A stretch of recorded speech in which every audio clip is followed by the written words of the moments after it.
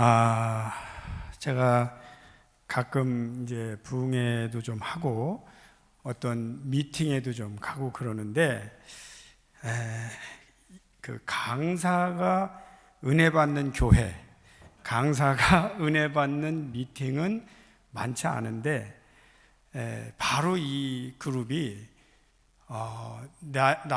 저에게 강의하라고 불렀다기보단 은혜 좀 받아라 그런 마음으로 부르신 것 같아요. 너무 감사하고 또 이 자리에 제가 같이 있을 수 있다는 게 감사하고 불러주신 목사님 또 감사를 드립니다. 저도 제가 캐나다에 30살에 가서 34년째 살고 있습니다. 그렇기 때문에 그리고 감사한 것은 제가 이제 신학교 다닐 때 은혜를 받았어요. 신학교 다닐 때. 그런데 이게 즐거운 얘기는 아닐 수 있습니다. 근데 신학교 다니면서 나는 앞으로 실력 있는 목사가 돼야겠다.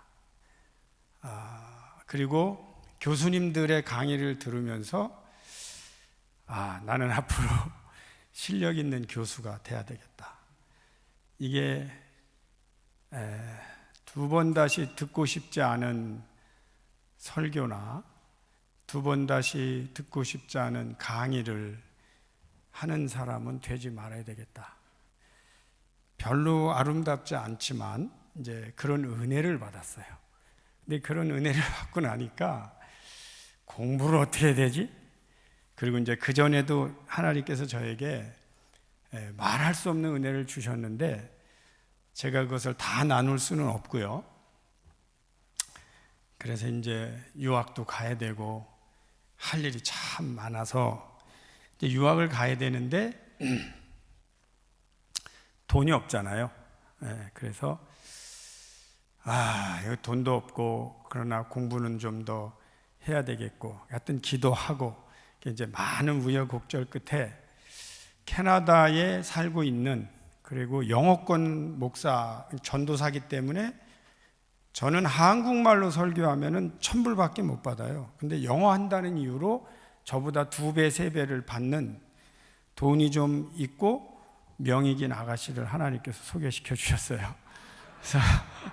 그래서 제가 그분하고 결혼을 해서 이제 공부를 했는데 제 아내한테는 제가 그렇게 얘기를 했어요. 당신은 영어를 잘하니까 나한테 먼저 기회를 줘라. 그리고 이제 목회 잠깐 하고 그리고 토론토에 가서 이제 학교에 입학해서 공부를 하는데 제가 7년을 공부하고 제 아내가 12년을 공부했습니다.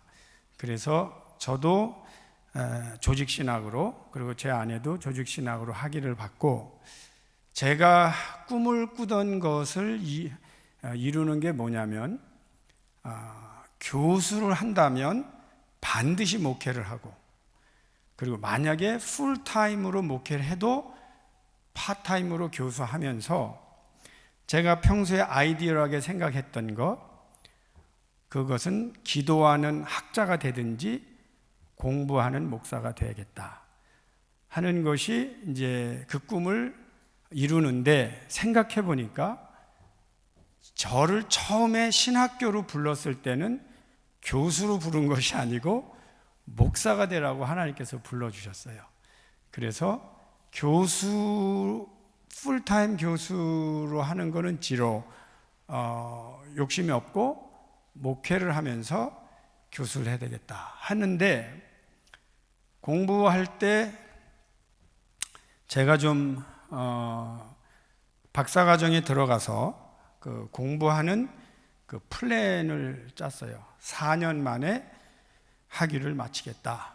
이제 그렇게 하고 4년 만에 공부를 마치려고 하면 제가 해서는 안 될 일이 2개가 있었습니다. 근데 그 중에 하나 첫째가 뭐냐면 공부할 때 사람을 만나면 안 된다. 그래서 저는 사람과 길거리 가다가 인사하는 거 외에 4년 동안에 약속하고는 만나지 않았습니다. 그리고 도서관에서 공부할 때 혹시 사람과 마주치면 잠시라도 대화하니까 안 마주치기 위해서 벽을 보고 벽 쪽으로 앉아서 공부를 했습니다. 그런데 한 번은 교회에서 청년 하나가 와서 목사님, 저 인생에 너무 고민이 많습니다 하고 저에게 상담을 하겠다는 거예요. 그래서 제가 다이어리를 펴서 그 친구가 저한테 2월 달인가 3월 달에 왔는데 제가 막 보다가 9월 달에 한 시간 정도 만날 수 있어. 이렇게 말을 했어요. 그리고 9월 달에 가서 야, 너 나하고 상담하기로 했잖아 그랬더니 해결됐어요. 그러더라고요.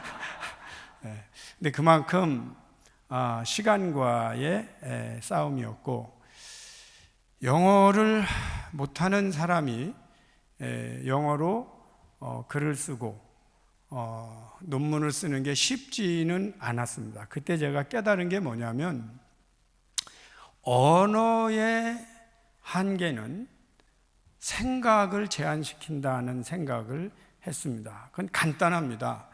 나보고 한국말로 쓰라면 정말 쓰겠어요. 근데 이걸 영어로 쓰려고 하니까 디테일한 부분을 막 버려야 되는 이 안타까움 속에서 The limits of language는, 이 language의 한계는 always limits our thought.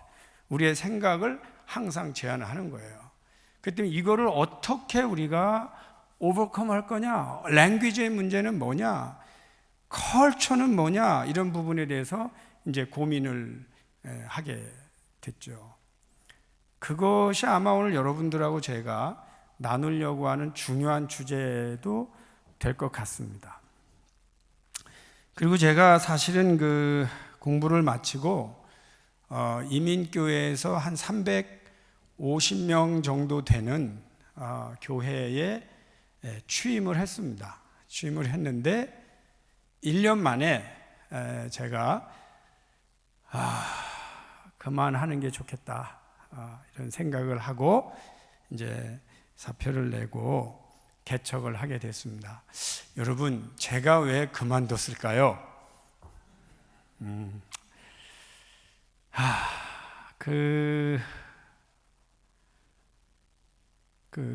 사람의 어쩔 수 없는 한계, 신앙이 좋지만 더 이상 극복할 수 없는 한계, 미래를 준비하지 않아도 괜찮다고 느끼는 영적인 안일함,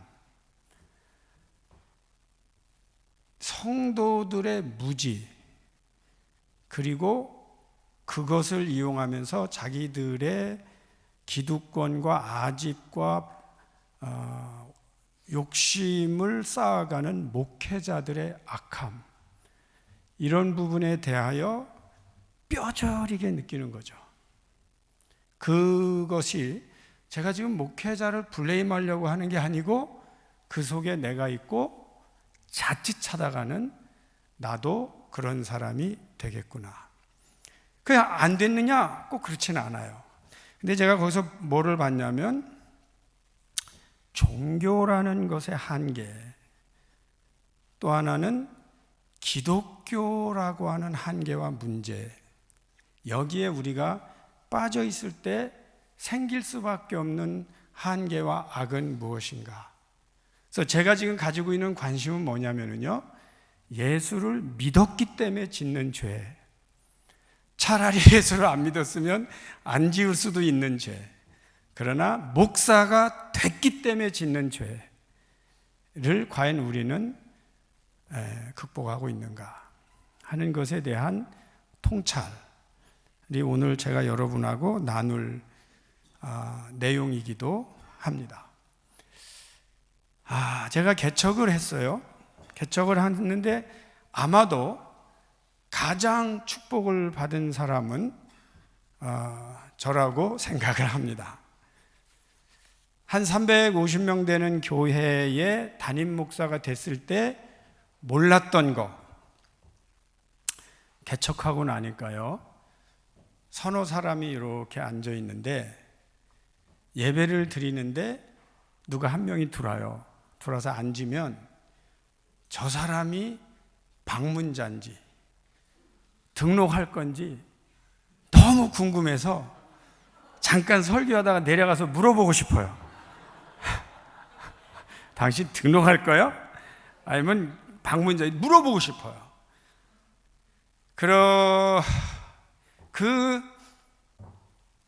한 영혼, 그걸 내가 못 볼 뻔했구나. 나는 큰 교회, 이민교회에서 몇십 대 교회 이렇게 폼 잡아가면서 이 한 영혼의 귀함을 모를 뻔했구나.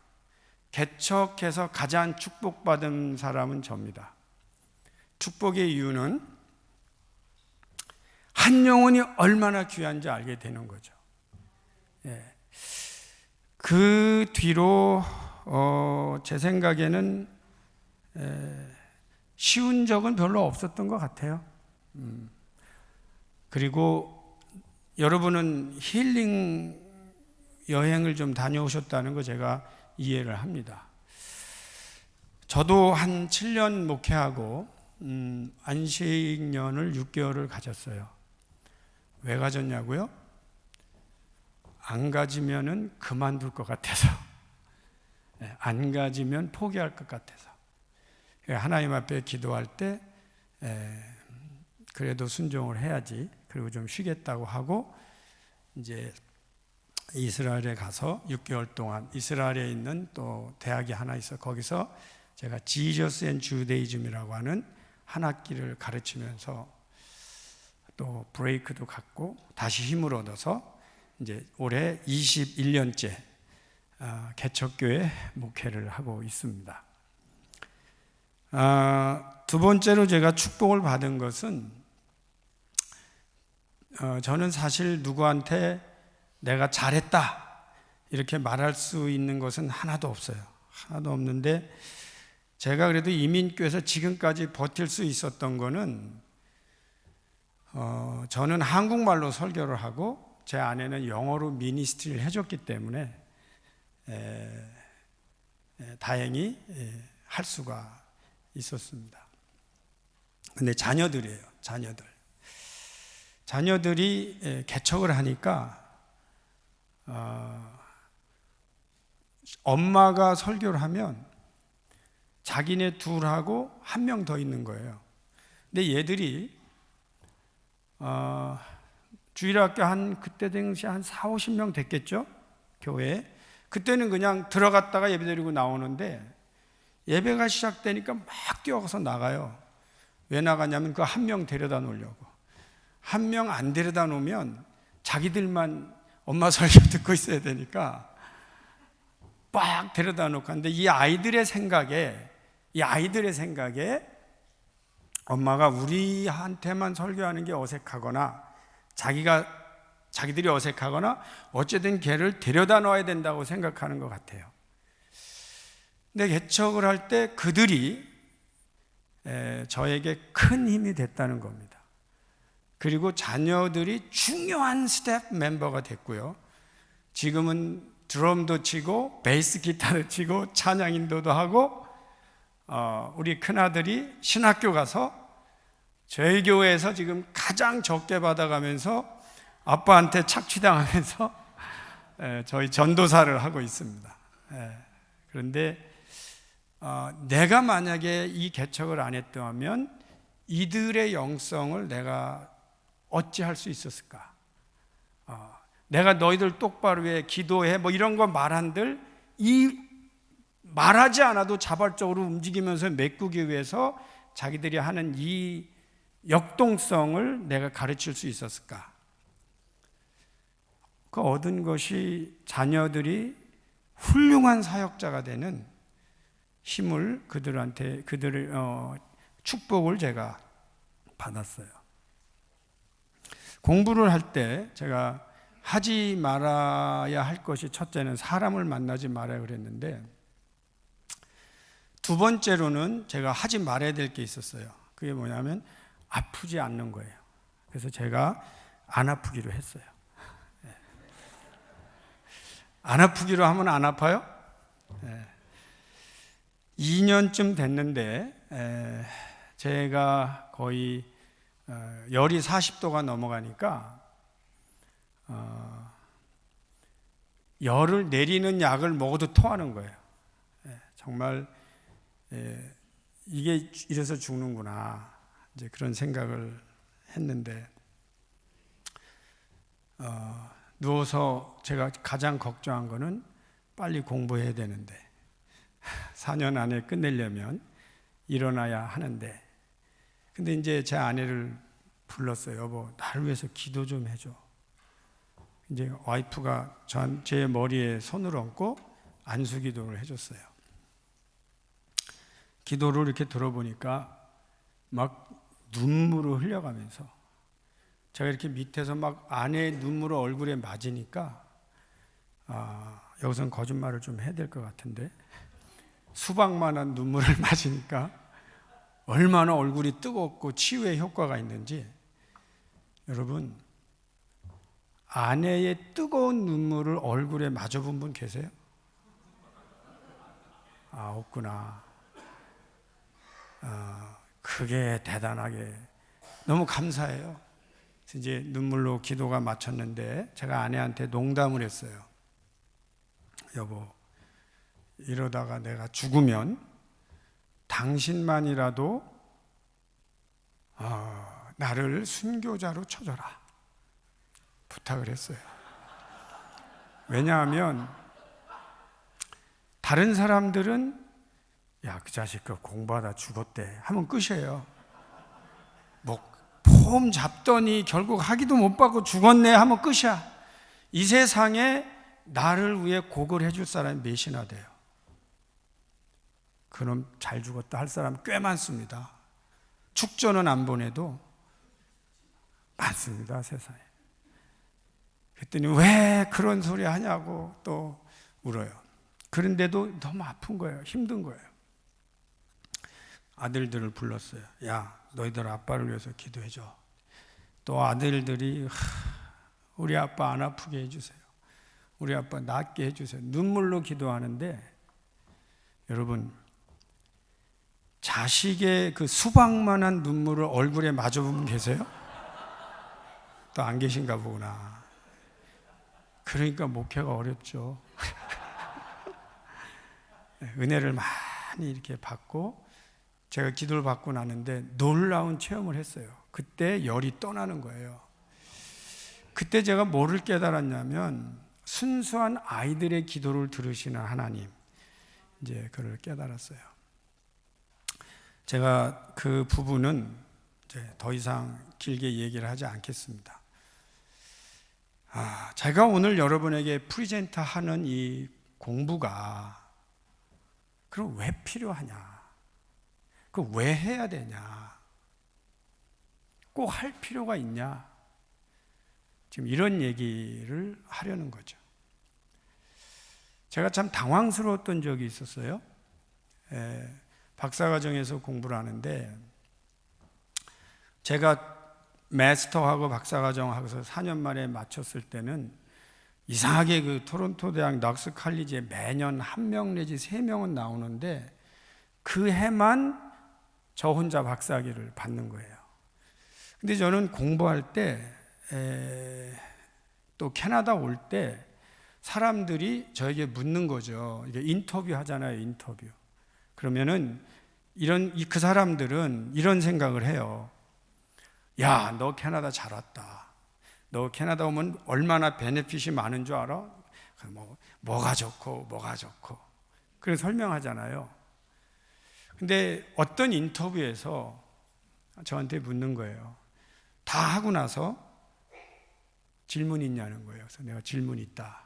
내 질문이 뭐냐? 그래서 당신들은 나한테 뭐를 해줄 수 있다는 말은 했지만 네가 우리를 위해서 할 수 있는 게 뭐냐는 거 왜 묻지 않냐?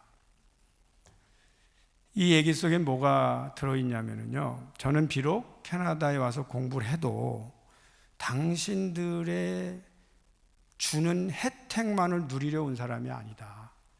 나는 당신들이 나한테 얼마를 주든 그 이상을 주는 사람이 될 거다. 캐나다가 언젠가는 내 덕을 볼 거다. 그 얘기를 한 거죠. 저는 크리스찬이라면 어떤 혜택을 어려울 땐 받는 건 맞아요. 그러나 또 받았다면 그 이상 줄 수 있는 만큼 사람이 성장해야 한다는 거죠. 그게 안 되고 계속해서 안 된 것을 우리가 자랑하고 위로나 기다리고 그렇게 인생을 사는 것은 크리스찬이 아니라고 저는 생각을 해요. 그래서 저는 목회자로서 참 어려운 결단이긴 하지만 또 우리가 한국 교회도 제가 와봐요. 벌써 저는 25년째 나와서 목회하다가 저는 이제 목회하고 한 학기에 한 과목만 가르치든가 아니면 안 하든가 할 정도로 최소화하고 목회하고 집회하고 하는 대중운동을 하고 제가 차세대 영적 지도자, 차세대 영적 지도자 앞자가 차영지인데 오늘은 제가 그 얘기는 하나 못하지만 어쨌든 검색해 보시면 알겠습니다만 다음에 영적 지도자들을 어떤 생각을 하고 어떻게 길러야 되는가를 지금 하고 있는 일이기 때문에 여러분과는 애니타임 제가 만날 수만 있다면 만날 수 있는 기회를 가지려고 하는데 키워드가 뭐냐면 교회 안에서 부모 세대와 자녀 세대가 영적으로 소통이 일어나게 하면서 리더로 양육하되 반드시 그 교회에 유익한 리더가 되도록. 왜냐하면 제가 발견한 것이 뭐냐면요, 로컬 처치를 건강하게 세우지 않고 외형적으로 기독교가 부흥한 것처럼 보이는 것이 실제로는 사탄의 유혹이라는 거죠. 그래서 어떤 형편으로든 여러분이 섬기는 교회의 그 로컬 처치가 영적으로 소통돼서 우리 교회에서 자라난 사람이 우리 교회 리더가 되는 유형으로 세계교회가 가지 않으면 겉만 번지르 하지만 언제 무너질지 모르는 상태에 빠진다는 거죠. 이제 그 문제를 제가 이제 얘기하고 목사로서 리더로서 이제 공부를 하는데 20년이나 학생을 하다 보니까 여러분들이 다 어려운데 저도 뭐 개척했지만 제가 약간의 공감대를 형성하기 위해서 제가 서론을 말씀을 들으면서 아침 집회 참석하면서 조금 바꿨어요. 내 간증을 좀 해야 되겠다. 그러나 한 5분만 더 하고 강의 들어가겠습니다. 저에게 가장 큰 도전은 20년 동안 다음 달 아파트세를 내는 거였습니다. 그런데 통장에 1,000불 내지 2,000불이 있어야 되는 거예요. 근데 캐나다의 경우는 한국도 요즘은 그렇겠죠. 한 달을 못 내면 바로 노티스 구하고 2달째가 안 되면 그냥 나가야 되는 거죠. 근데 저는 혼자 이민을 갔고 제 아내와 2 아들이 있기 때문에 어떻게 해서든 서바이벌 게임을 해야 되는 거죠. 그런데 이제 한 번은 교회 가서 이제 체크를 하는데 20불짜리 헌금을 냈어요. 근데 다음 주에 제가 그때 목사였어요, 목사. 박사과정에 공부하는 남보기에는 어엿한 목사인데 재정 집사님이 오더니 목사님 이거 체크 20불짜리가 빵꾸 났다는 거예요. 그래서 목사님 스펠링이 틀렸나 하고 갖다 줘요. 그래서 왜 빵꾸 났지? 사실은 그 전주에 50불이 있었거든요. 그래서 20불을 냈는데 또 빠져나갔는지 어쨌든 빵꾸가 났어요. 그래서 죄송합니다. 그리고 그 다음 주에도 얼른 50불을 채워놓고 돌아오는 주일날 또 20불을 냈는데 그 체크를 그 집사님이 또 들고 오면서 목사님 이번엔 스펠링도 잘 썼는데 왜 빵꾸가 났지 하고 또 갖고 왔어요. 그래서 또 왜 이러지? 하고 이제 받았어요. 근데 여러분 이상해요. 돈이 없으니까 주일이 왜 이렇게 빨리 돌아와요? 그래서 셋째 주에도 또 냈는데 또 빵꾸가 난 거예요. 이분이 와서 나한테 귓속말로 목사님 돈 없죠? 그러길래 없어요. 그랬더니 이거 쓰세요. 그리고 1,000불을 저한테 통장을, 이제 봉투를 주시더라고. 그래서 제가 받으면서 그랬어요. 제가 이거 받기는 받는데 꼭 갚겠습니다. 그리고 사실은 넘어갔던 적도 있어요. 제가 그 THM 논문을 썼어요. 근데 THM의 마스터 논문을 쓰고 나면 내 논문은 좀 예쁜 소위 말하면은 프린터가 그때 잉크젯이 있잖아요. 근데 레이저 프린터를 하고 싶지만 우리 집에 있는 잉크젯 뽑고 싶지 않은 거예요. 그래서 이제 레이저 프린터 하나라도 있으면 좋겠다. 이제 그리고 아직은 프린트를 못 하고 있는 거죠. 그런데 제가 살고 있는 아파트에 어떤 분이 갑자기 내려오라는 거예요. 제가 있던 협동 목사로 있던 그 집사님 한 분이.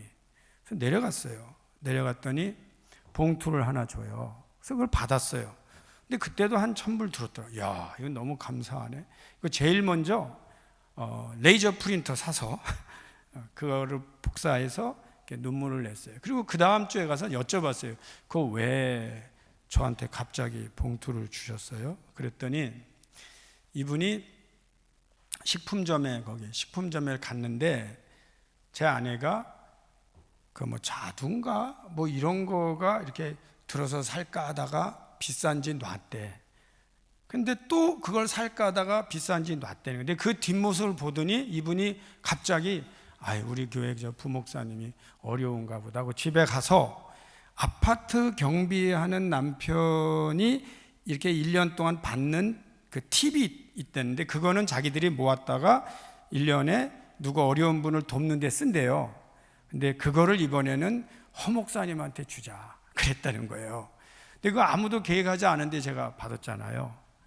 근데 문제는 그 뒤로 그렇게 돈이 부족한 이런 어려움이 사라지는 건 아니잖아요. 그래서 제가 그때도 급할 때마다 여보, 당신 식품점 가서 그거 좀 들었다 놨다 좀 해봐. 이게 어디서 올 돈이 있어야 되지 않아?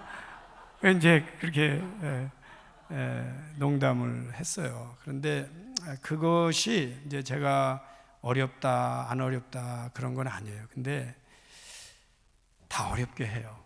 목회 크게 하는 분들은 크게 어렵고 우리는 또 우리대로 어려워요. 근데 생각해 보면 제가 지금 목회하는 큰 힘은 그러한 시험을 통과했기 때문에 이제는 그런 거는 시험도 아니게 이렇게 목회를 할 수 있게 돼서 큰 은혜와 감사가 있습니다. 제가 여러분하고 이 마음이 소통을 하면서 쉽지 않고 또 우리 목사님은 신체적으로도 어려움이 있었고 경제적으로도 어려움이 있었고 그럼에도 불구하고 목회는 해나가는 이게 또 우리의 하나님께 받은 소명인데 제가 이제 와서 저도 은퇴를 앞둔 입장에서 정리를 하자면 버릴 것이 하나도 없고 또 하나님께서 그 모든 것을 반드시 기억하고 계시고 때가 되면 우리보다 우리를 더 잘 아시는 하나님께서 우리보다 더 필요한 걸 더 잘 아시는 하나님께서 더 유익한 것으로 축복해 주시는 것을 체험하고 있어요. 그렇기 때문에 우리 어려워도 한국과 세계에서 동역자단 마음으로 함께 갑시다. 그래서 제가 여러분하고 꼭 나누고 싶은 이야기는 많지만 오늘 주제에 맞게 이렇게 좀 나누고요. 그 다음에가 공부 얘기예요. 공부 얘기인데 제가 그 준비한 내용을 빨리빨리 지나가면서 그 내용 안에서 제가 좀 이야기를 해보도록 그렇게 하겠는데 제가 사실 이 루터 깔뱅 웨슬리에 대한 통합적 이해라고는 했는데 여기 그 소제목이 약 300년간의 신학 수업입니다. 한번 우리가 이 짧은 시간 안에 300년간의 신학 수업을 그냥 팍 한번 지나가 보겠습니다. 여러분 머리를 맑고 건강하게 열어 주시기를 바랍니다. 예. 자, 서론에 보면은 넘겨서 서론에 보면 이제 저 방송실하고 저하고 콤비가 맞아야 되는데 계속 넘겨주세요. 제가 됐습니다 하면 넘겨주세요. 오케이. 이제 어떤 거는 잘 안 보이는 거 제가 빨리빨리 이제 설명을 해드릴게요. 우리는 왜 싸우는가? 제가 신학을 공부하면서요, 여러분이 안 보셔도 돼요. 신학을 공부하면서 너무 흥미로운 거를 발견했어요. 그게 뭐냐면 우리가 알고 있는 루터는 칼빈주의자나 웨슬리안들이 비판한 루터를 알고 있는 거예요. 우리가 알고 있는 깔뱅은 루터란이나 웨슬리안들이 비판한 깔뱅을 알고 있는 거예요. 우리가 알고 있는 웨슬리는 루터란이나 캘비니스트들이 비판한 웨슬리를 알고 있는 거예요. 그러다 보니까 제가 원문을 보면서 죄송하지만 지금까지 우리가 배운 게 정확하게 루터가 말한 게 뭔지, 정확하게 깔뱅이 말한 게 뭔지, 정확하게 웨슬리가 말한 게 뭔지를 모르고 반감을 갖는 신학을 배웠구나. 제대로 알지도 못하면서 나는 옳고 상대는 그르다고 하는데 적화되는, 최적화되는 교육을 배웠구나.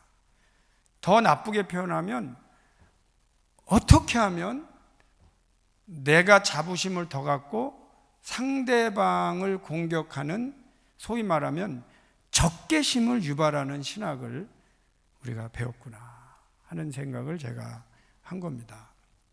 그래서 실제로는요, 루터부터 얘기하면 배울 게 얼마나 많은지, 루터부터 우리가 배우면은 배울 게 얼마나 많은지, 여러분 그 배울 게 그렇게 많은, 그리고 그렇게 훌륭한 사람들을 여러분 비판 그렇게 쉽게 할 수 있어요? 예를 들면 루터라는 분이 예를 들면 우리가 이제 물려준 게 칭의다. 그걸 justification by faith. 그러니까 믿음으로 의롭게 된다.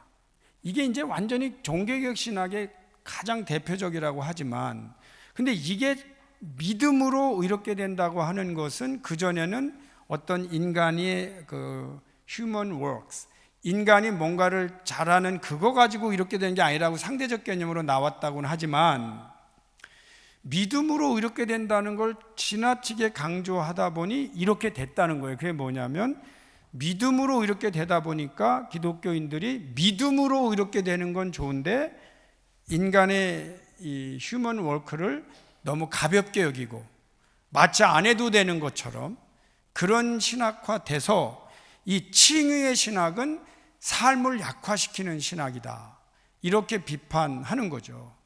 근데 그렇게 비판하는 건 둘 다 두 가지 면에서 틀린 거예요.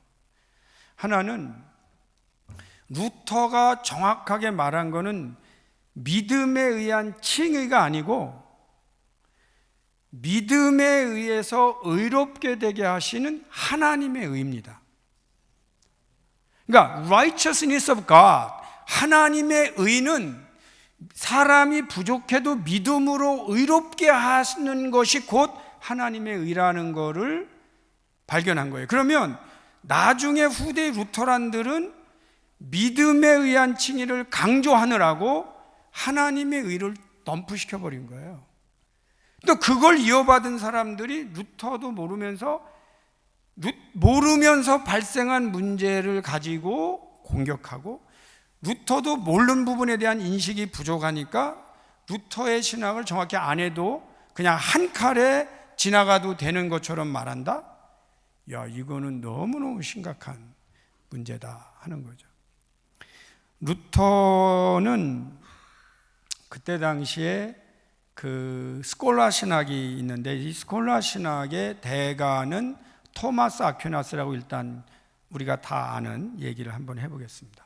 근데 토마스 아퀴나스가 뭐를 했냐면 신존재 증명을 했어요. 여러분, 신존재 증명이 뭐냐면 신이 없다는 전제하에 신이 있다고 증명한 게 아니고 신이 존재한다는 전제하에 신이 존재하는 걸 설명한 거죠. 그러다 보니까 이 사람들은, 스콜라 신학을 하는 사람들은 신은 존재한다는 그 전제하에 티오리를 폈는데, 존재하는 그 하나님이 어떤 하나님이라고 이제 존재 자체는 의심하지 않으니까 이렇게 그 하나님이 이런 하나님이라고 존재하는 그 하나님에 대한 정의들을 내려요. 그게 뭐냐면 하나님은 이런 분이다, 하나님은 이런 분이다, 하나님 이렇게 내리는데, 문제는 하나님은 이런 분이다까지 인식을 한 다음에 이거를 또 교회에다가 적용해야 될 거 아니에요. 그러니까 하나님은 이런 분이다, 그러므로 하고 인간의 언어로 하나님을 표현해요. 표현한 걸 가지고 목회 치리하는데 활용을 해요. 근데 문제가 뭐냐면 루터가 보기에 그거 아닌데, 저놈들이 하나님을 이렇게 정의해 놓고 우리를 완전히 하나님도 아닌 걸 믿게 만드는데 라는 문제에 봉착합니다. 자, 예를 들면 하나님은 정의, 하나님의 정의 맞아요, 안 맞아요? 너무 어렵게 물었어요. 근데 하나님은 정의로운 분이라고 전제하는 거는 좋다니까요. 그런데 자기의 부정의를 커버하기 위해서 하나님의 정의라는 명목으로 사람을 억압하거나 착취했다면 그 하나님에 대한 정의부터 틀렸다는 거예요. 그렇게 인식하고 활용하는 이 신학적 흐름을 루터는 용납해서는 안 된다고 느낀 거예요. 그리고 하나님의 정의를 이 사람들이 묘사한 게 틀린 거예요. 그러면 왜 그 사람들은 그렇게 알았느냐? 하나님에 의하여 알았다기보다는 우리의 필요에 의하여 하나님의 그런 정의가 필요했던 거죠.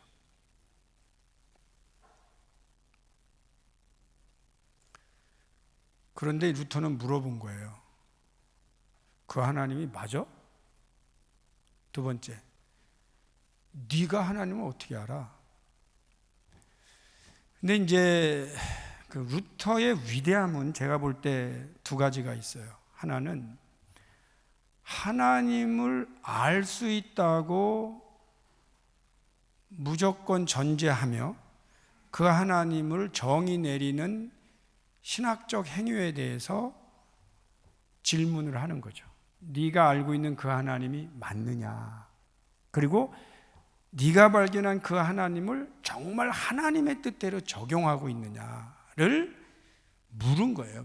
그래서 그 사람은, 여러분 루터를, 여러분 성경을 읽다 보면은요, 제가 여기 몇 가지 이제 많이 좀 나열하긴 했는데, 성경을 읽다 보면은 루터가 발견하는 하나님 중에는 뭐가 있냐면 숨으시는 하나님, 그러니까 얼굴을 숨기시는 하나님이세요. 이제 예를 들면 시편의, 예레미야의, 미가의 얼굴을 숨겨, I will hide my face from you and from them. 내가 내 얼굴을 너희로부터 숨기겠다. 이게요, 무서운 얘기입니다. 예를 들면 루터는요, 그때 당시에 기독교를 보고 I'll hide my face from you. 나는 너희들을 더 이상 보지 않겠다. 그러니까 루터가 본 건 뭐냐면 지금의 이 기독교를 볼 때 하나님이 당신의 얼굴을 숨기셨다고 본 거예요. 그런데 루터가 본 건 뭐냐? 하나님마저 숨긴 얼굴을 자기들이 끄집어내서 define하고 그걸 가지고 교회를 억압한다고 본 거예요. 얼굴을 숨기시는 하나님, 우리가 알고 있는 하나님은 실제로 하나님에 의해서 알려진 하나님인지 우리가 필요해서 그렇게 정의했는지를 묻게 만든 위대함이 루터에게 있는 거예요. 배우고 싶지 않으세요? 여러분, 그런 통찰을 한 칼에 날려버릴 수 있어요? 저는 저희 교인들에게 이렇게 가르칩니다. 비록 평신도들이라도 자기에 대한 성찰이 없는 크리스찬은 목욕도 하지 않고 옷만 갈아입는 사람과 같다.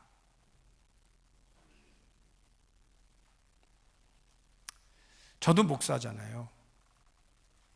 제가 목회하면서 우리 동료 목회자들 주위의 여러 가지를 통합적으로 볼 때 자기에 대한 자성이 결여되어 있는 목회자들을 어찌할꼬. 이 자성이라는 게 굉장히 중요해요. 아직 회개 이전입니다.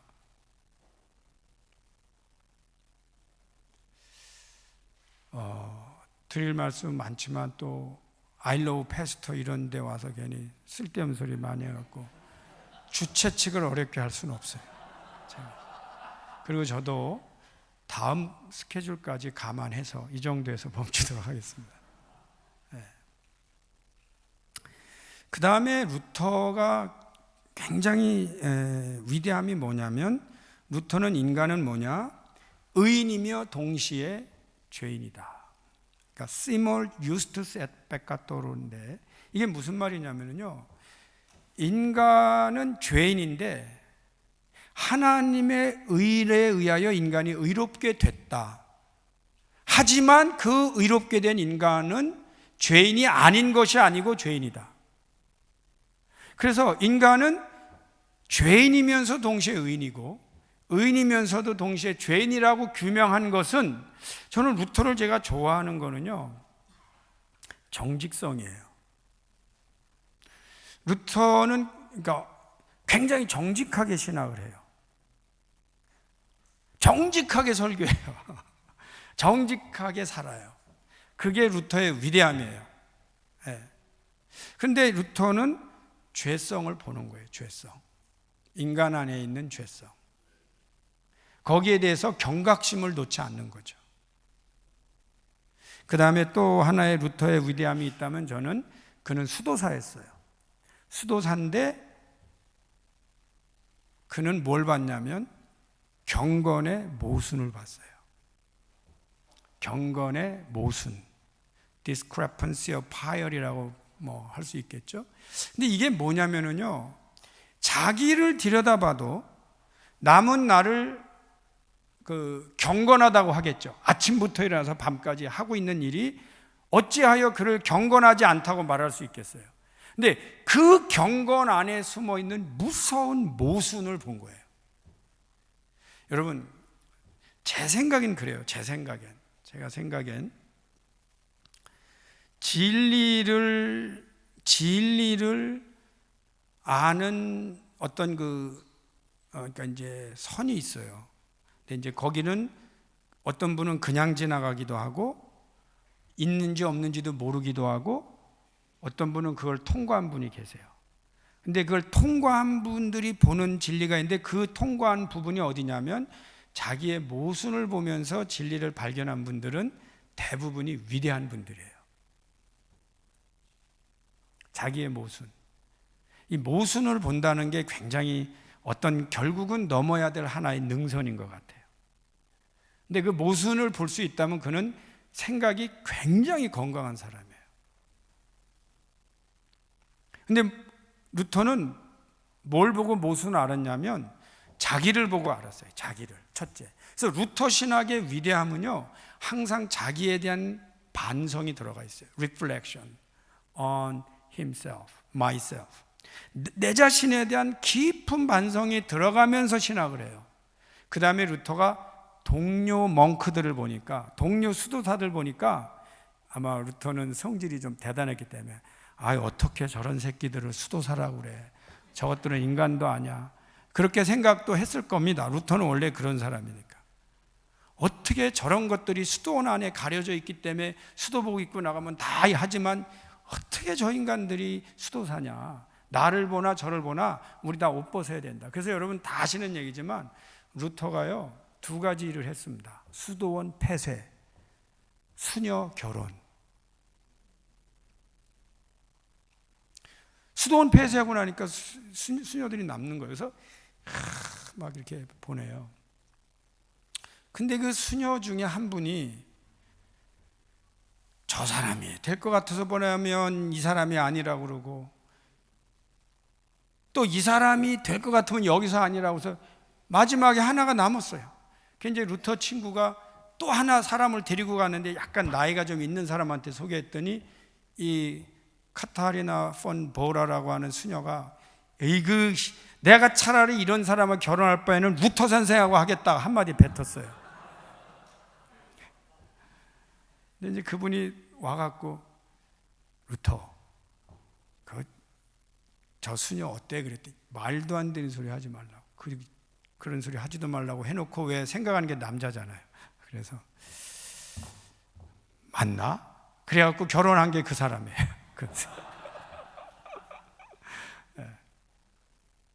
근데 어쨌든 루터는 수도사들의 모순을 본 거예요. 그러니까 그 경건의 모순. 이 경건의 모순은 우리가 전하고 있는 이 메시지와 나의 생각과 삶과 간격, 모순, 그걸 이제 보는 거죠. 위대하지 않으세요? 위대하지 않으세요? 근데 거기에 그런 어떤 부분을 왜 우리는 한 칼에 나하고 생각이 다르니만 날려버리냐는 거예요. 우리 겸손해야 된다고 저는 생각합니다. 겸손해서 배워야 된다고 저는 생각을 하는 거예요. 그 다음에 그분이 정말 또 귀한 일을 한 것 중에 하나가 저는 그 독일어 자국어로 성경을 번역했다는 거예요. 흥미로운 거는요, 그분이 1520년대에 그 성경을 번역을 했다면 그 전에는 뭐냐면요, 1000년 이상을 라틴어로 그냥 한 거예요. 라틴어. 그래서 그때는 예배 드리러 간 게 아니고 보러 갔어요. 무슨 말인지 모르고 가는 거예요. 그래서 예배 보러 가는 거예요.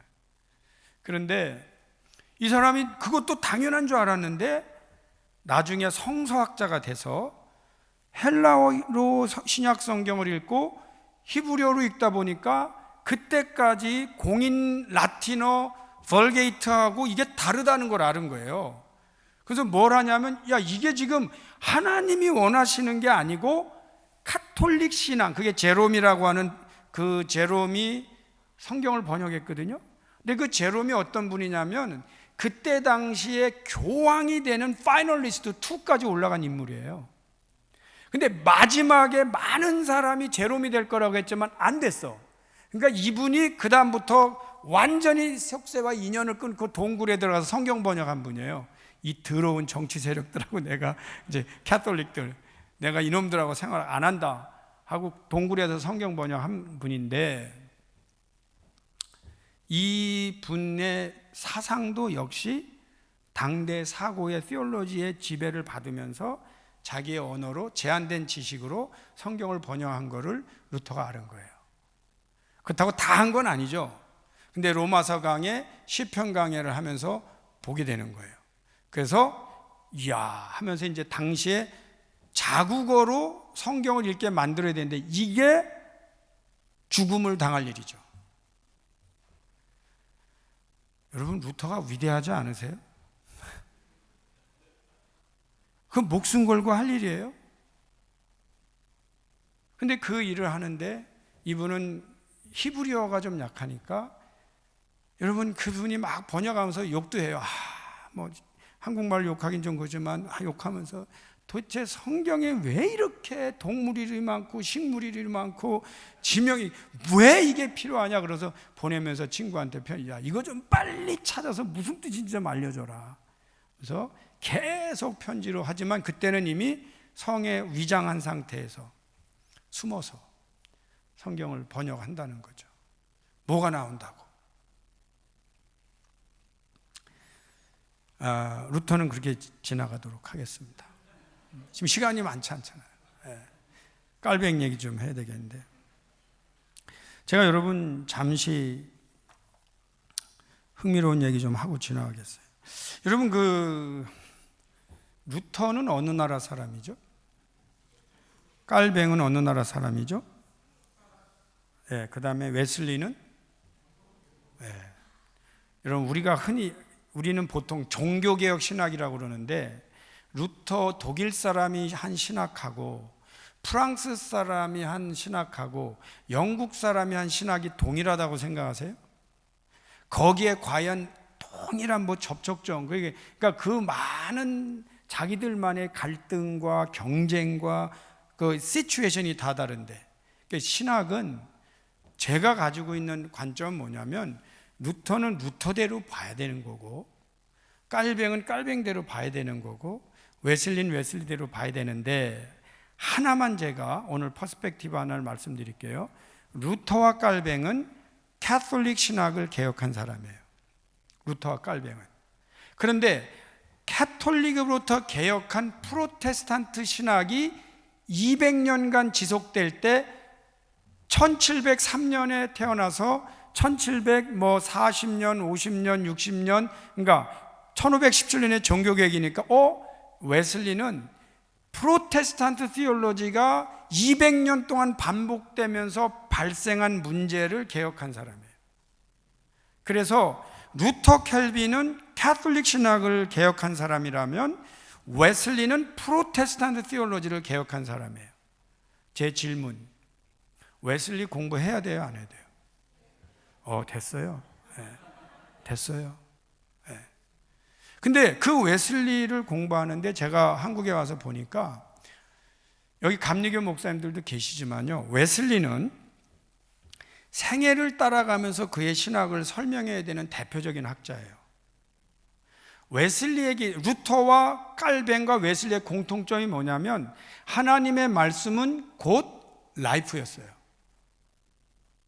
그래서 그분들의 라이프와 신학을 할 때, 여러분 아까 기도 중에 말씀드렸지만 우리 목사님이 60대가 되면 제일 중요한 게 성품, 40, 50대 때 중요한 건 순종이라고 그러셨어요.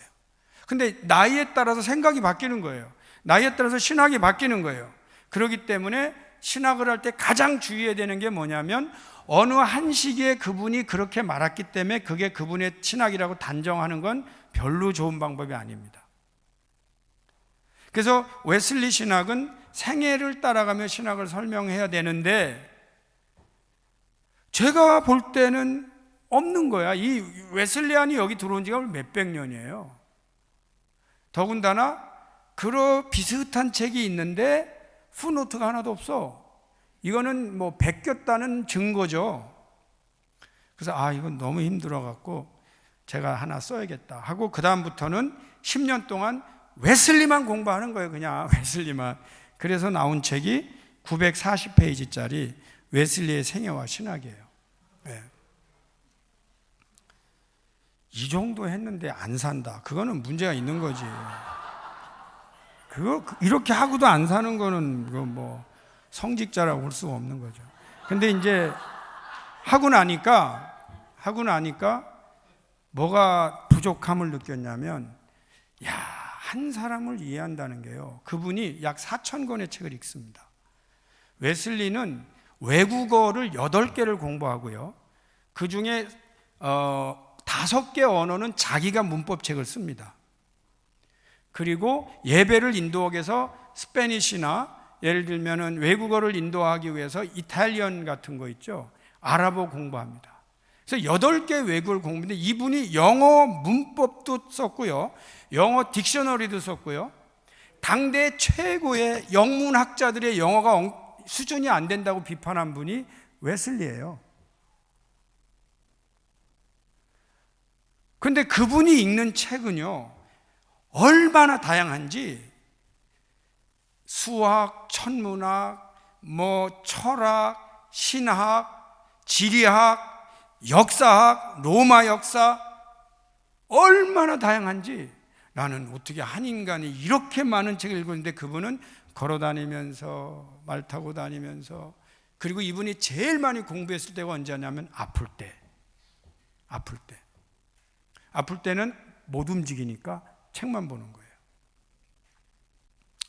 그래서 제가 이분이 읽은 책을 이해하지 않고는 이분을 다 이해하는 게 어렵다 해서 웨슬리가 읽은 모든 책, 그리고 웨슬리가 출판한 모든 책을 그의 저널과 편지에 다 제가 뒤져서 웨슬리가 언제 왜 받고 이것에 대해서 뭐라고 자기가 코멘트했나, 그거를 조사해서 정리한 게 760페이지 이 책이에요. 네.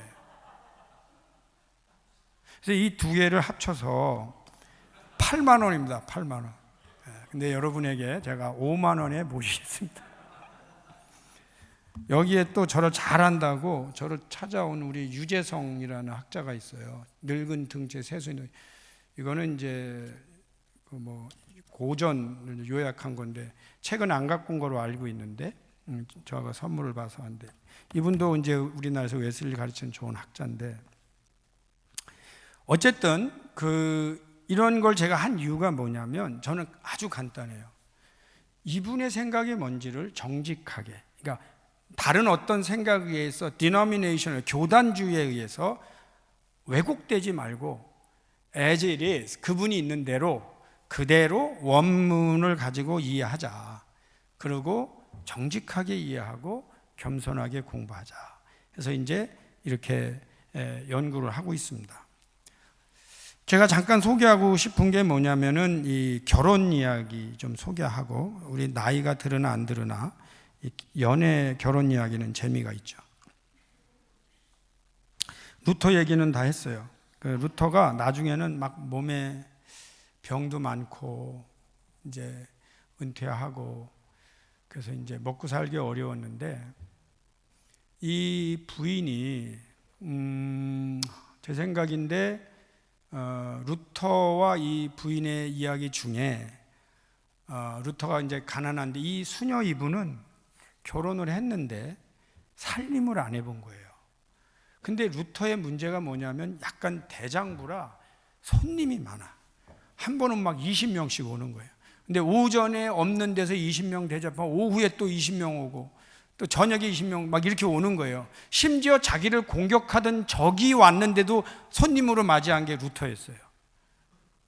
근데 의자만 앉으면 말이 많아, 루터가. 이 사람들은 물어요. 그래서 그걸 답해 주는 게 그 유명한 루터의 테이블 터크라고 하는 탁삼당론이라는 게 있어요. 그게요, 신학적으로 각종 주제가 나오는 대로 다 답한 내용만 모아놓은 거예요. 그게 밥 먹는 데서 나온 얘기예요. 근데 루터가 이 부인이 아파요. 왜냐하면 너무 살림도 안 하고 그러니까 너무 아프니까 이런 말을 해요. 내가 지금까지 살아보니까 진정한 수도원은 가정이다, 그런 표현을 해요. 전 거기에 동의합니다. 전적으로 동의합니다. 제가 이렇게 신학이 깊어지고 철학적인 신학을 하게 된 힘도 제 아내가 함께. 근데 우리가 이 가정이 어려워요. 근데 이 루터가 딸이 이제 병이 들어서 죽어요. 죽을 때 루터가 얘기를 해요. 야, 너 죽으면 하나님의 나라 가는 거 알지? 네, 알아요, 아빠. 너 나중에 아빠 또 우리 만나는 거 알지? 네, 알아요, 아빠. 근데 그 루터가 거기서 그런 말을 남기더라고.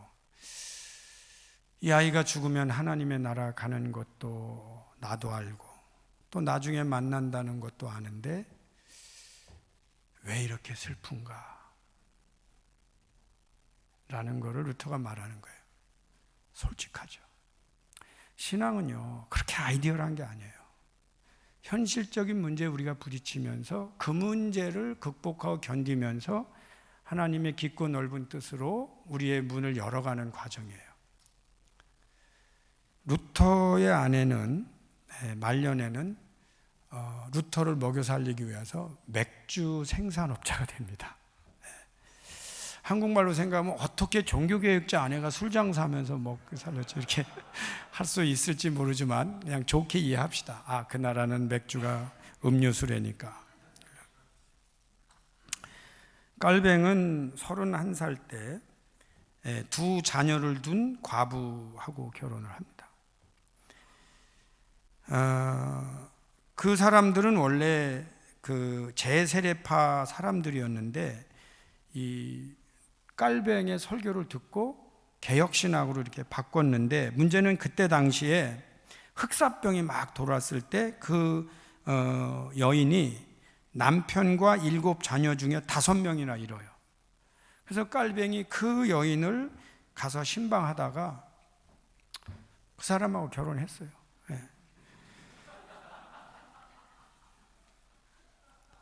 웨슬리는 48세 노총각인데 3명의 자녀를 둔 41세 과부인 메리 바질이라는 분하고 결혼을 합니다. 그런데 루터 때도 그랬고요, 깔뱅 때도 그랬고요, 웨슬리 때도 그랬고요, 결혼할 때마다 비난이 많았어요. 예를 들면 루터와 깔뱅이 가장 많이 받은 비판은 뭐냐면, 저놈들 결국은 종교개혁하는 목적은 결혼이구나, 이런 비난을 한다고 주위에서 막 난리를 필 때 이제 결혼을 했어요. 그런데 웨슬리도 결국은 이제 결혼을 했는데, 문제는 이 여인이 약간 그 히스테리가 있어요. 우울증도 있고. 그래서 웨슬리한테 오는 편지들을 다 봐야 돼. 근데 이 웨슬리라는 분은요, 편지를 아주 정감 있게 써요. 그러니까 이제 거기에 막 열받아 갖고 집을 나가고 들어오고 나가고 이렇게 이제 하는데, 그럴 때마다 웨슬리는 사랑을 고백해요. 그런데 마지막에 7번째인가 8번째 하여튼 이렇게 나가는데, 그때도 안 돌아오겠다고 했었는데 나중에 보니까 오겠다고 그래요. 그럴 때 이제 웨슬리가 편지를 처음으로 이렇게 씁니다. 당신이 천년을 산다 해도 당신이 나에게 저지른 잘못을 다 돌려놓지 못할 것이요, 만약 당신이 그렇게 한다 해도 그 일을 다 하기 전에 나는 당신에게 작별을 고할 것이요. 이런 무서운 웨슬리답지 않은 편지를 쓰고, 웨슬리가 막 전도여행 하는데 아내가 죽었다는 소식을 듣고도 그냥 전도여행을 가요. 이분이 맞나? 이게 좋은 분이에요, 나쁜 분이에요? 그분이 크리스천 퍼펙션을 주장하던 분이에요. 그러니까 이것도 이제 우리가 리얼리티, 현실과 신학, 그리고 그 속에 있었던 애거니, 고뇌는 무엇인가, 그 속에서 이분은 도대체 무엇을 위해서 그렇게 할 수밖에 없었는가, 이런 부분을 리플렉션 하는 것이 신학입니다. 좀 간단히 표현하면, 제가 아까 루터 이야기는 이제 했는데, 칼빈은 제가 분명히 해야 되는데 그 순서지 좀 저 갖다 주시고, 제가 시간을 오버하지는 않으려고 그래요. 3시 10분까지면 10분만 남은 거죠. 오버하지는 않겠습니다. 기독교 강요라는 정말 대단한 책을 썼죠. 근데 칼빈에게 가장 큰 문제는 칼빈주의예요. 여러분, 우리가 알고 있는 튤립 다 알고 계시죠? 장로교 목사님들. 근데 튤립은 칼빈이 주장한 적이 없어요. 칼빈의 제자인 베자라는 사람이 칼빈주의를 가르치는 데 대하여 그의 제자였던 알미니우스가 문제가 있다고 문제를 제기한 거예요. 그러면 아직 튤립이 나오기 전에 칼빈의 후계자인 베자라는 사람이 칼빈의 사상을 정리해 놓은 것이 맞다는 일단 보장도 없고, 그리고 이것에 대해서 같은 제자인 칼비니스트인 알미니우스가 문제를 제기한 것에 대하여 모여라, 그래갖고 종교회의를 하는데, 그때 종교회의 했을 때 이미 알미니우스는 죽었어요. 그래서 도르트 회의를 할 때 칼빈주의자들이 대부분이고, 이 알미니안들은 몇 명 안 됐어요. 그러니까 그냥 무르나 마나 칼빈주의가 튤립이라고 형성이 됐어요. 근데 이 형성된 내용도 알미니우스가 주장한 내용을 다 뒤덮어 놓은 게 오늘날의 튤립이에요. 그러면 여러분, 제가 장신 80기인데 광나로 다닐 때 유명한 얘기가 있었어요. 교회사로 미국에서 박사학위를 받고 온 분이 전도사니까 아직은 한국에 와서 목사 시험을 봐야 되잖아요. 근데 다 붙었는데 교회사에서 떨어진 거예요. 근데 교회사에서 왜 떨어졌냐면, 칼빈의 5대 강령에 대하여 써라 그랬어요. 근데 이분이 쓰면 좋았는데 문제가 틀렸다고 고친 거예요. 칼빈의 5대 강령은 없습니다. 그러니까 이 자식이 해갖고 떨어진 거예요. 칼빈의 5대 강령 없어요. 칼비니즘이에요. 그런데 그 부분에 대해서 우리가 뭐 여러 가지 할 일이 참 많은데, 제가 문제를 제기하는 거는 뭐냐면은, 여러분 칼빈의 기독교 강요의 1장, 그러니까 1권 1장 1절에 뭐라고 나와 있느냐 하는 내용입니다. 여러분 그 칼빈주의 하면은 제일 중요시하는 게 하나님의 절대 주권이에요. 그게 이제 예정이죠, 예정. 근데 알미니우스는 예정이라고 표현하면 안 된다. 그 섭리라고 표현해야 된다. 그리고 예지라고 하는 거 좋다. 이제 이런 이의를 제기한 건데, 칼빈의 루터는 신약의 관점으로 하나님의 뜻을 설명한 사람이 루터예요. 근데 칼빈은 신약과 구약을 통틀어서 설명하라고 했지만 구약적 사고와 유대교적 사고가 많이 지배한 학자예요. 그러다 보니까 칼빈에게 있어서 가장 중요한 문제는 하나님이 이스라엘을 선택할 때 누구하고 상의하지 않았다는 절대 주권이에요. 여기 여러분 동의하죠? 제 질문은 뭐냐면, 하나님이 이스라엘을 선택했기 때문에 이방인을 제외시켰냐는 거예요. 이게 문제라는 거죠. 근데 예정론에 대한 이해는 어디로 갔냐면, 이 사람들이 구원받고 이 사람들은 아니다라는 단정이 실제로 누가 했는지는 잘 모르겠어요. 여러분 하나님 왜 선택하셨어요? 여러분만 구원하기 위해서 선택하셨어요? 아니잖아. 그러면 우리에게 소리를 듣고 복음을 들을 사람들도 남아 있어야 되는데, 이 절대 주권 사상에 매입됐는데 이게 왜 매력이 있냐면, 여러분 이 예정론의 가장 큰 문제가 뭐냐면, 나는 예정 받았다는 확신입니다. 그러니까 나는 못 받았다고 확신하면서 예정론 믿을 사람이 이 세상에 한 명도 없어요. 그러니까 믿는 자들의 엄청난 오류와 오만과 폭력을 걸러내기 어려운 독소가 숨어 있을 수 있다는 거죠.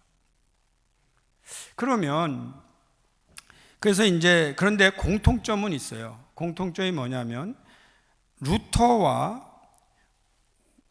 깔뱅과 웨슬리는 철저히 기독론적이에요. 그러면 깔뱅에게 기독론적인 요소가 있느냐 없느냐? 있어요. 근데 내가 볼 때는 이 하나님의 절대 주권이 너무 강하면 이 부분을 못 볼 수도 있는 쪽으로 몰려갈 수가 있어요. 근데 이 부분을 잘 코렉션한 분이 제가 볼 때는 칼 바르트예요. 근데 칼 바르트의 신학은 크리스토 센츄릭이라고 그러는데 기독론 중심이라고 하는데, 제 질문은 우리 기독교가 기독론 중심 아니면 어떡할 거예요? 예수 그리스도 중심적으로 안 가면 어떡할 거예요? 우리는 무한한 신론주의자들이 아닙니다. 우리는 예수를 통해서 하나님을 발견한 사람들이고, 예수를 통해서 하나님을 믿는 사람들이지, 예수가 배제된 채 하나님을 믿는 사람들이 아니에요. 그 통제를 누가 할 거냐고요. 그리고 그거를 이야기하고 있는 성경을 보는데, 제 얘기는 깔뱅도 그 얘기를 했다는 거예요. 그러면 좀 더 우리는 잘 볼 필요가 있다. 그런 내용이 뭐냐면, 제가 깔뱅의 기독교 강요 중에서 제일 감동받는 게 뭐냐면 1권 1장 1절이에요.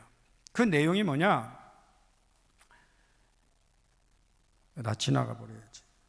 어디 하는지도 모르겠지.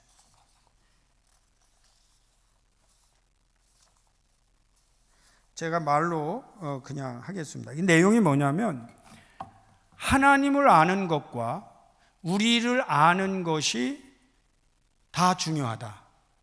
그런데 하나님을 먼저 알고 우리를 아는 것이 먼저인지, 우리를 알고 하나님을 아는 것이 먼저인지는 정하기 어렵다. 이게 깔뱅의 기독교 강요의 1권 1장 1절 스타팅 문장이에요. 그러면 제 질문, 깔뱅은 인간을 아는 것을 중요시 여겼어요, 안 여겼어요? 그렇죠. 깔뱅은요, 인문주의자입니다. 깔뱅만큼 인문학의 대가가 당대에 없을 정도로 깔뱅은 대단한 인문주의자예요. 그리고 최초로 프랑스어로 번역된 성경에 서문을 쓴 사람이 깔뱅이에요. 그러면 이분은 성경에도 능하고 당시에 지금 소르본느 대학의 인문주의, 역대 프랑스의 위대한 인문주의자들 거기 그 대학교에 보면 다 글인데 제가 거기 가보니까 잔 깔뱅이 거기 있어요. 프랑스라는 나라도요, 역대 위대한 인문주의자 중 한 명이 깔뱅이에요. 깔뱅은요, 인간의 이성과 인간의 가능성과 인간의 하나님 앞에 교통함 이런 부분에 대해서 굉장히 높게 평가한 분이에요. 그걸 완전히 배제한 분이 아닙니다. 제가 한번 여러분에게 질문을 해볼게요. 신학은 어디에 존재하냐면, 신학이라는 용어가 중세의 용어죠. 근데 그러니까 the study of the God, 뭐 이래 이제 하나님에 대한 뭐 연구 또는 theory of God 뭐 이렇게 말할 수는 있지만, 실제로 신학은 하나님과 우리 사이에서 이루어지는 일이죠. 우리가 완전히 배제되는 게 속이 편하세요? 그냥 여기 싹 없애버리고 하나님 얘기하는 게 더 편해요?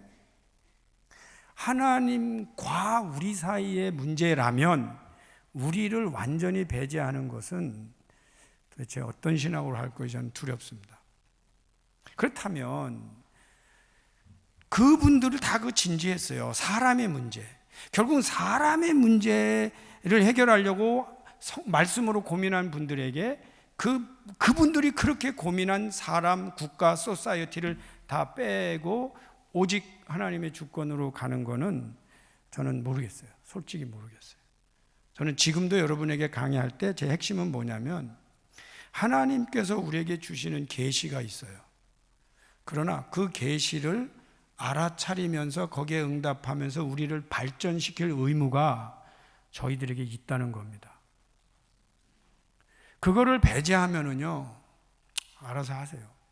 근데 저는 끊임없이 우리는 우리대로, 그래서 제 핵심은 루터나 깔뱅이나 웨슬리는 인간의 이성을 굉장히 높게 평가했다. 배제한 적이 없다. 다만 이것이 다미네이팅하면서 하나님까지 침범하는 것만 프로텍트한 것이지 그 자체를 배제시킨 적은 없다. 그렇다면 오늘도 우리에게 하나님에 대해 알고 노력하고 공부하는 것을 하나님은 격려하시는 거지, 그 부분에 대해서 죄라고 하거나 배제시키지는 않는다는 거죠. 결론으로 말씀을 드리겠습니다.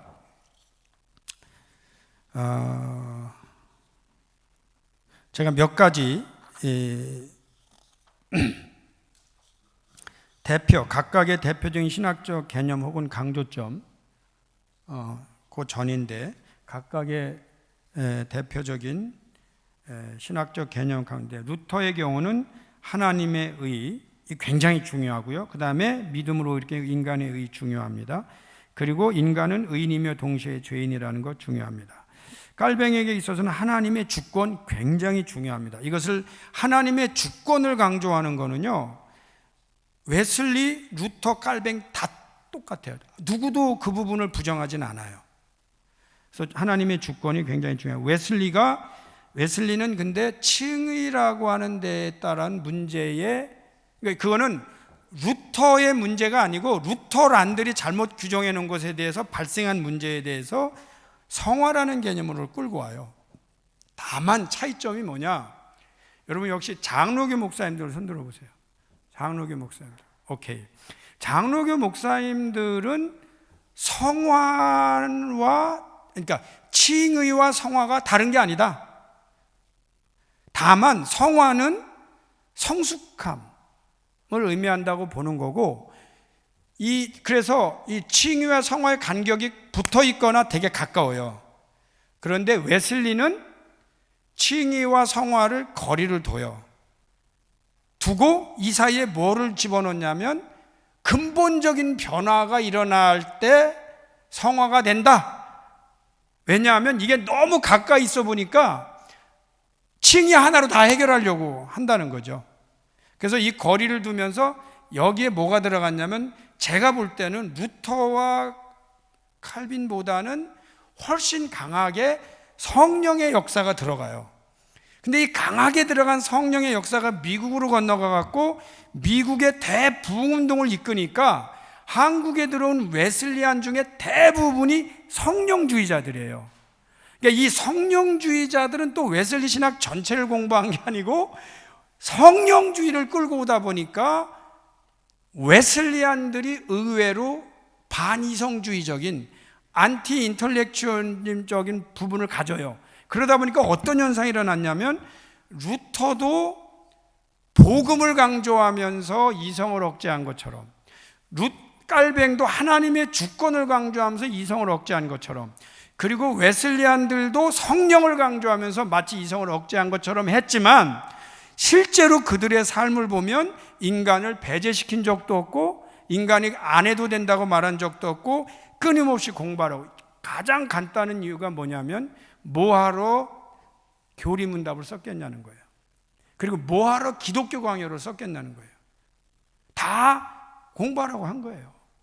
자, 결론은 이제 언제 어떻게 무슨 책으로 공부하느냐 이게 남았어요. 은혜는 다 받고 또 가서 또 안 해. 이제 그게 우리 목회자들의 경건의 모순인데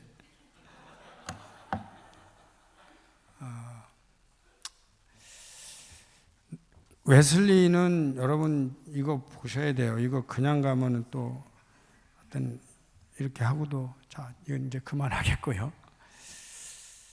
감사한 거는요, 최근에 루터에 대한 연구가 의외로 꽤 많이 나와요. 굉장히 좋은 책들을 한번 잘 보시고. 근데 저는 이렇게 봐요. 학자가 그러니까 칼빈주의자가 칼빈주의를 강조하게 쓴 책보다는 가능하면 좀 더 크리티컬하게, 그러니까 제가 오늘 강의의 핵심에 뭐가 있긴 있는데 다 못했어요. 그게 뭐냐면 루터의 한계, 깔방의 한계, 웨슬리의 한계예요. 그럼 여러분 제 질문, 15세기 사람, 16세기 사람이나 18세기 사람의 이론만 오늘날 반복한다고 훌륭한 신학자냐? 저는 아니라는 거예요.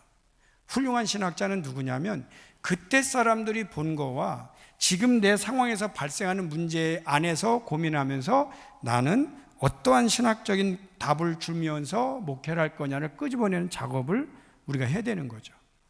그래서 일반적으로 주의자들은 게으른 사람들이에요. 그냥 그대로만 하려고 그래요. 근데 정말로 우리가 해야 될 것은 내가 처해 있는 목회 현장입니다. 거기에서 나름대로 고민해서 답을 찾아요. 그래서 깔뱅에 대한 책도요, 굉장히 좋은 책들이, 제가 뭐 이거 봐라 이렇게 물론 할 수도 있겠죠. 그런데 어쨌든 여러분들이 잘 골라보시고 가능하면 정직하게 한 거 하고요. 그 다음에 이제 공부에 대한 문제인데, 제가 솔직하게 표현하면 한국에 와보니까요, 목사님들 공부하라고 말 못하겠어요. 너무 일이 많아요. 이렇게 열심히 이렇게 바쁜데 어떻게 책 보라고 하나. 이민교회의 큰 장점은 그래도 이 얽히고 설킨 게 좀 덜해요. 그래서 경조사도 좀 덜해요. 근데 한국은 안 가면 안 돼. 지방에서도 안 가면 안 돼. 또 뭐 이게 너무 많아. 그래서 책 볼 시간이 없는 거죠. 그런데 그래도 보셔야 돼요. 그래서 이제 제 얘기만 간단히 하면, 저도 사실은 제가 책을 볼 수 있는 유일한 시간이 오전이에요. 오전. 저 같은 경우는 하루에 3시간을 책을 보는 것을 40년째 이어오고 있습니다. 근데 그때 외에는 저희가 책을 보니까 보통 전화 오거나 약속을 12시 전에는 안 하려고. 그리고 뭐 장례 예비나 뭐 경조사 보통 12시 전에 안 하잖아요. 그건 내가 조금만 노력하면 할 수 있는 거 아닙니까? 그 이제 제가 하는 차영지 운동에 우리 차영지들한테 한때는 벽에 붙여놓고 강조했어요. 하루에 3시간씩 공부하지 않는 것은 부모님의 근심거리요 나의 장래를 망치는 일이다. 이제 항상 따라하라고 해요. 네, 한번 따라합시다. 하루에 3시간 공부하지 않는 것은 부모님의 근심거리요 나의 장래를 망치는 일이다. 이제 그를 그래도 제가 목회자 계속교육을 합니다. 3년 안에 신학 공부할 수 없어요. 여러분들 가운데 목회자 계속교육을 원하시면 저하고 상의해 주시면 또 제가 얼마든지 컨설팅, 제가 이제 국제적으로 강의를 하고 있으니까 이제 줌과 인터넷으로 하는데 제가 용어를 바꾸겠어요. 한번 따라서 해주세요. 하루에 3시간씩 공부하지 않는 것은 성도들의 근심거리요 나의 목회를 망치는 일이다. 한번 해봅시다. 기도하겠습니다. 우리 기도할 때 하나님께서 저에게 이런 마음을 주셨어요. 우리 목사님들하고 기도해라. 기도할 때 하나님 나의 무지를 용서해 주옵소서. 또 기도해라. 하나님 나의 게으름을 용서해 주옵소서라고 기도해라 하는 마음을 주셨어요. 제가 앉아있을 때. 아니 그렇게 바쁘고 힘든데 왜 그렇게 하냐 이런 인간적인 거부감은 있지만 제가 여러분하고 순종하면서 마지막으로 같이 기도하길 원합니다. 하나님 나의 무지를 용서해 주옵소서. 나의 게으름을 용서해 주옵소서. 내 머리가 열리게 하시고 하나님의 지혜가 열리게 하옵소서. 다 같이 주여 한번 외치고 기도합니다. 주여! 아버지 하나님 우리의 무지를 용서하여 주옵소서. 아버지 하나님 우리의 게으름을 용서해 주옵소서. 우리가 아버지 하나님 앞에 책을 읽게 하시고 하나님의 마음을 이해하게 하시고 하나님의 마음대로 이해하고 그것을 성도님들에게 믿음으로 증거할 수 있는 은혜와 역사를 베풀어 주옵소서. 하나님 우리가 하나님의 마음을 좀 더 깊고 넓게 알기를 원합니다. 우리가 오전에 시간이 있을 때 하나님 앞에 책을 보지 못한 죄를 고백합니다. 우리가 우리를 의롭다 할 수 없음을 주께서 아십니다. 하나님 우리 부부가 함께 서로에게 격려하게 하시고 함께 공부하게 하시고 함께 성장하게 하셔서 우리가 이해하고 대화하고 소통하고 서로 품을 수 있는 영역이 넓어지게 하여 주시옵소서. 하나님 신학의 역사들이 흐르고 있는데 너무 방치하지 않고 갈 수 있도록 은혜의 은혜를 베풀어 주옵소서. 우리 목사님들 건강을 지켜주시고 보호해 주시고 어디든 아무리 어려워도 목회 잘 감당할 수 있도록 하나님 역사하여 주시옵소서. 하나님 역사하여 주시옵소서. 오늘도 하나님 사랑하는 종들에게 건강으로 붙들어 주옵소서. 하나님 서로 다 힘든데도 쉬라고 하지 못하고 더 일하자고 하자는 게 마음이 아프지만 그러나 하나님 우리가 하나님의 귀한 사명을 이렇게 부족함에도 불구하고 하나님께서 맡겨주셨사오니 두렵고 떨림으로 겸허하게 배우고 익히며 성장하는 것을 게을리하지 않을 수 있도록 은총을 베풀어 주옵소서. 하나님의 말씀을 읽다 보면 신학책을 읽다 보면 얼마나 무지하고 알아야 할 것이 많은지 정말 스탑하고 포기하고 싶을 때가 너무 많습니다. 하나님 나를 깨우게 하시고 이 시간에 축복하며 기도하오니 우리 목사님들 머리가 열리게 하시고 맑아지게 하시고 하나님의 마음과 뜻을 이해하는데 지혜롭게 하셔서 지난주보다 이번주보다 다음주 성장하게 하여 주옵소서. 성도님들과 영육 간에 교류하면서도 우리 목사님 깊은 영성과 지성으로 목회하고 사랑으로 목회하는데 하나님 우리 때문에 하나님의 놀라운 은혜와 역사가 제한되지 않도록 우리를 사용하여 주옵소서. 우리를 I love pastor 하나님 축복하시고 우리 전국 곳곳에 있는 목사님들, 사모님들, 또 이를 추진하시는 모든 목사님들 지치지 않게 하시고 힘이 되게 하시고 함께 동역자 되게 하시고 마지막 날 하나님 앞에 부르심을 받을 때도 아멘, 제가 충성스럽게 순종하며 사명 감당한 것에 대하여 하나님 잘했다 칭찬받는 종들 되게 하옵소서. 예수 그리스도의 이름으로 기도드리옵나이다. 아멘.